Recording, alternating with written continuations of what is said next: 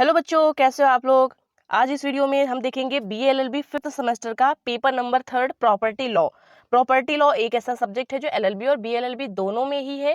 और एलएलबी के स्टूडेंट हो अगर आप, तब भी परेशान मत होइएगा क्योंकि सब्जेक्ट सेम है और सेम तरह से क्वेश्चन पेपर आता है। ओके, तो आज जो हमने लिया है पेपर, ये लिया है बीएलएलबी फिफ्थ सेमेस्टर का प्रॉपर्टी लॉ का क्वेश्चन पेपर। और इसमें देखेंगे कि 2020 में जो क्वेश्चन पेपर आया, तो इसमें कौन कौन से क्वेश्चन है जो ज्यादा इंपॉर्टेंट हैं, जो अक्सर रिपीट हो जाते हैं। और बच्चों, इस वीडियो के लास्ट में मैं आपको कुछ इंपॉर्टेंट क्वेश्चन बताऊंगी जो बहुत ज्यादा पूछे जाते हैं एग्जाम में। ओके, जो आपके आने वाले एग्जाम के पॉइंट ऑफ व्यू से बहुत ही ज्यादा इंपॉर्टेंट है। तो वीडियो काफी इंपॉर्टेंट होने वाला है, इसलिए शुरू से लेकर लास्ट तक बने रहिएगा मेरे साथ इस वीडियो में।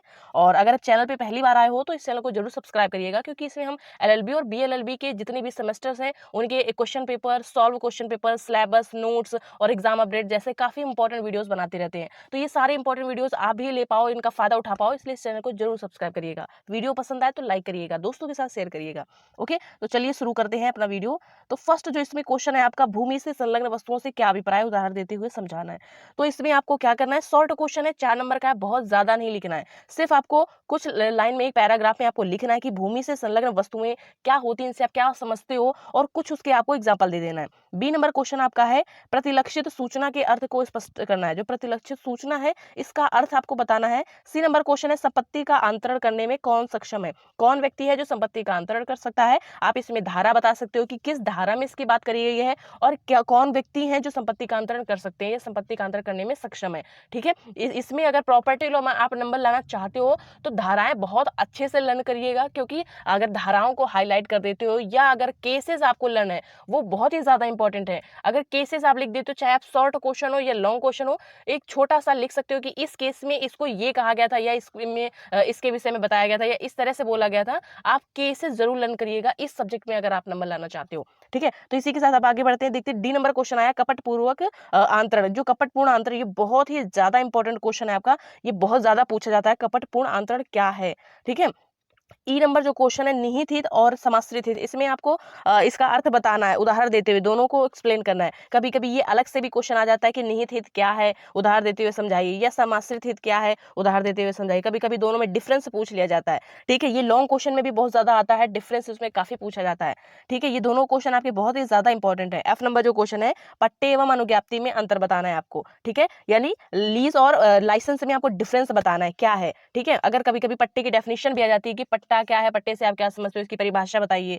ओके, अब जी नंबर क्वेश्चन है हमारा, बंधक को परिभाषित कर उसके आवश्यक तत्वों को बताना है आपको। ठीक है, बंधक क्या है, मॉर्गेज क्या है, इसको आपको बताना है, इसके एसेंशियल एलिमेंट बताने, बहुत ज्यादा नहीं लिखना है। ये मत सोचना कि हमें डेफिनेशन लिखनी है तो एक पेज का डेफिनेशन, फिर उसमें केसेस और फिर एसेंशियल एलिमेंट, ऐसा नहीं। आप इसकी सिंपल एक डेफिनेशन बता सकते हो और उसी में ये भी इंक्लूड कर देना कि किस धारा के अंतर्गत बंधक की परिभाषा दी गई है, और इसके आवश्यक तत्वों को बता देना। एक पेज में इस आंसर को फिनिश कर देना, क्योंकि शॉर्ट क्वेश्चन में बहुत ज्यादा मेहनत नहीं करनी है, लॉन्ग क्वेश्चन में हमें ज्यादा मेहनत करनी है।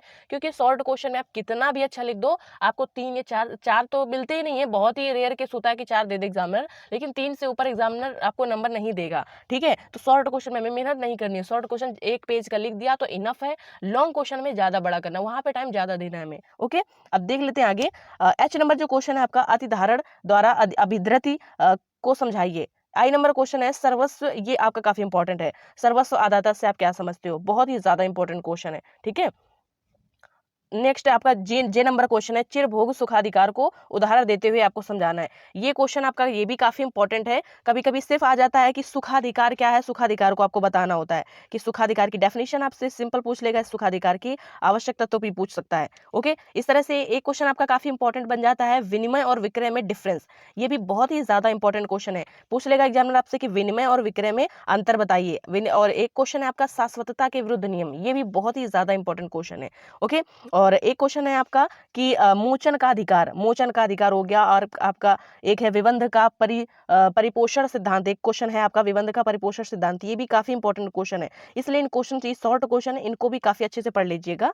ओके, और एक क्वेश्चन आपका है कि भूमि से संलग्न वस्तु, तो आपने देख ही लिया है, अचल संपत्ति और चल संपत्ति, ये दोनों क्वेश्चन आपके काफी इंपॉर्टेंट है, ये पूछ लिए जाते हैं, या संपत्ति का अंतरण क्या है, इस तरह से काफी शॉर्ट क्वेश्चन बन जाते हैं।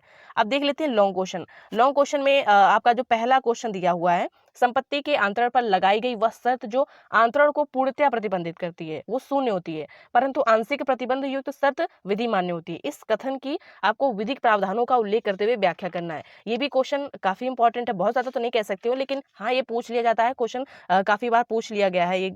अब एक इसके आगे देखते हैं 3 नंबर क्वेश्चन, संपत्ति का अंतरण केवल जीवित व्यक्ति को ही किया जा सकता है, किसी अन्य को नहीं।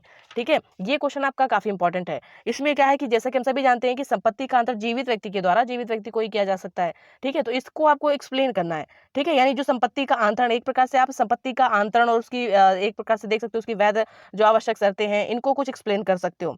ठीक है, यही संपत्ति का अंतरण वाला क्वेश्चन समझ सकते हो इसको। अब 4 नंबर क्वेश्चन देख लेते हैं, ये बहुत ज्यादा इंपॉर्टेंट है आपका।